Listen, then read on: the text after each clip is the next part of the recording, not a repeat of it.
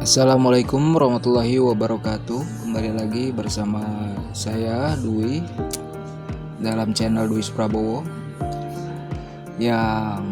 channel yang berisi tentang pembuatan 3D mulai aset dan bergerak aja. Nah, kali ini saya akan membuat sebuah aksesoris kepala, yaitu sorban atau ikat kopiah sorban. Nah, pembuatan kopiah ini berdasarkan seorang kawan saya dikenal dengan channel ini. Saya ketemu sama beliau ini pas saya udah mulai main YouTube, atau saya udah mulai posting YouTube. Dia awal-awal nonton video-video saya dan mulai komen, dan akhirnya kita mulai komunikasi silaturahmi secara virtual.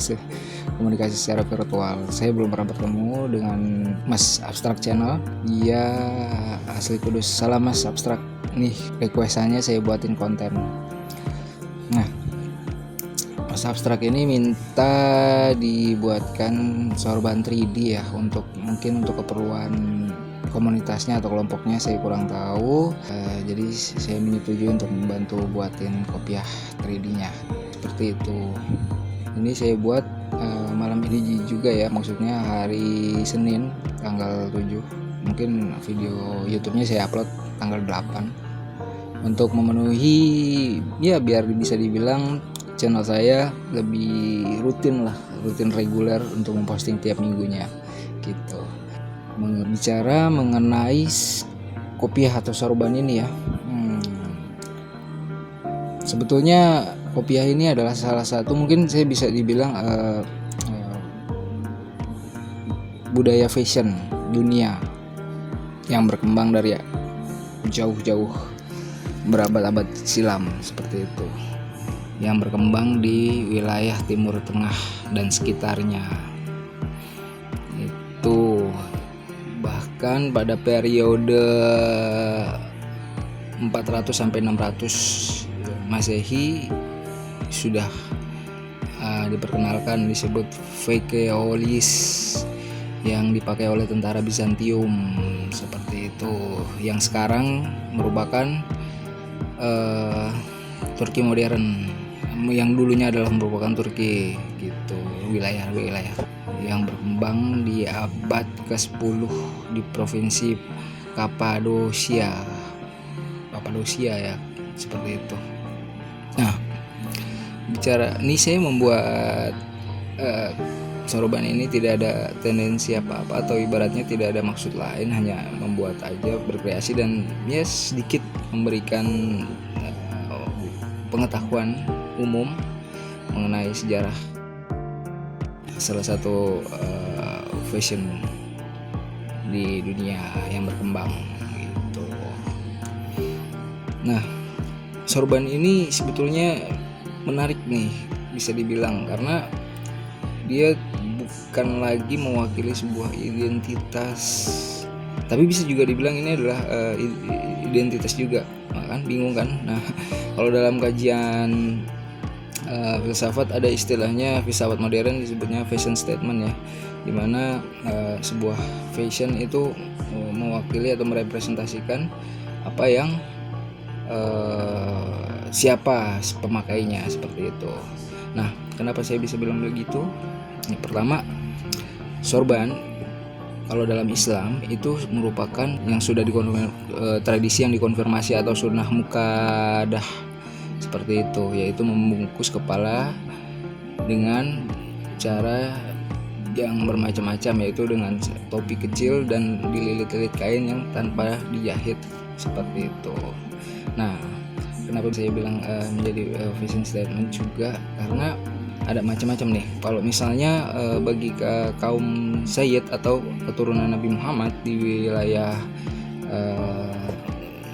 Timur Tengah, itu biasanya sorbannya berwarna hitam dan topi kecil berwarna putih. Sedangkan kalau sorban putih itu merepresentasikan atau bisa dibilang kaum terpelajar atau ulama. Sedangkan Sufi sendiri itu mengenakan tutup kepala berwarna hijau dan topi kecil berwarna hijau pula gitu. Nah, Dan kenapa warna hijau? Bukan alasannya, tapi memang merepresentasikan warna, mewakili warna surga, seperti itu warna hijau. Sedangkan ada juga warna biru, itu dia merepresentasikan suatu suku tertentu. Dan sorban ini juga tidak berkembang dalam budaya Islam saja, tapi berkembang juga di budaya lain. Salah satunya di salah satu suku atau kelompok di India, yaitu Singh ya. Dia juga memakai memakai sorban, seperti itu. Dan fashion statementnya lagi, sorban atau lilitan sorban itu semakin banyak lilitan. Ini saya lupa, pernah baca dulu. Itu semakin banyak lilitannya, semakin dia merupakan orang yang ilmunya semakin tinggi gitu, ilmu agamanya atau ilmu para terpelajarnya itu semakin tinggi. Jadi seperti itu fashion statementnya. Tapi saya juga tidak ada bermaksud apa-apa. Nah, kali ini saya sorbannya dengan mengambil referensi dari Wali Songo ya, salah satu Wali Songo, yaitu sorban gaya yang berkembang di Indonesia, seperti itu. Nah, yang lebih unik lagi, kalau yang saya dapat dari internet itu menyebutkan bahwa sebetulnya perkembangan sorban itu diindonesiakan, atau lebih tepatnya diadaptasi ke Indonesia, yaitu di Jawa sendiri disebut dengan blangkon. Jadi blangkon itu awalnya mengambil gaya sorban yang menggunakan kain. Bedanya kalau sorban kan warna polos, sedangkan kalau blangkon batik, seperti itu teman-teman.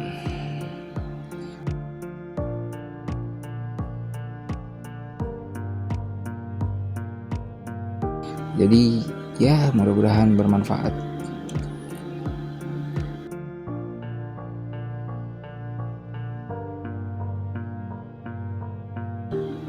Salam berkarya. Wassalamualaikum warahmatullahi wabarakatuh.